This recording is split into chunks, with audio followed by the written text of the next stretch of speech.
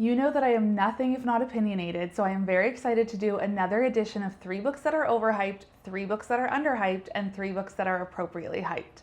Let's get into it. Here are 3 books that I think are overhyped. First is Some Bright Nowhere by Ann Packer. This was an Oprah's book club pick last year. I feel like it got a good amount of hype, and I really didn't enjoy reading it very much. Next is The Academy by Ellen Hildebrand and her daughter Shelby Cunningham. This wasn't a bad book. I think I gave it a 3.5 or a 4, but I think compared to Ellen's other books, this was a bit of a letdown, but people were hyping it up so much as though it was the best book she's ever written. And lastly, probably the most contentious book on this list because I have seen so many people love this book. I am talking about Happy Place. I think this book gets so much more hype than it deserves. In my opinion, I thought the characters were less developed than her other stories.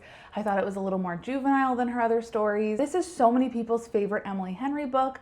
Just to me, it's a bit overhyped. Now for 3 books that I think are underhyped. First is Homefront by Kristen Hanna. I just read this one and I don't think I loved it as much as her historical fiction books, but it's still a really interesting, very beautiful, and very moving and emotional contemporary fiction book, which is everything we want from a Kristen Hanna read. Next is The Covenant of Water by Abraham Verghese. I just read this in January. I don't see anyone talking about it, but it is such a beautifully written story. It's honestly a masterpiece. And for something a little lighter, I have Crossroads and Sunlight by Devney Perry, the Haven River Ranch duology. I see very few people talking about these, and they are such great stories. Cannot recommend them enough. And now for some books that are appropriately hyped. First is Daisy Jones and the Six by Taylor Jenkins Reid, especially the audio version, of course.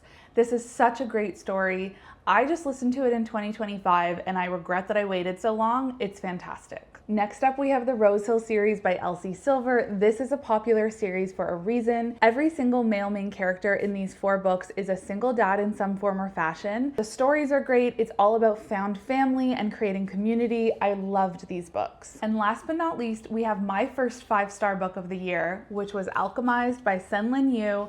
This book is so intimidating to pick up. It's over 1,000 pages.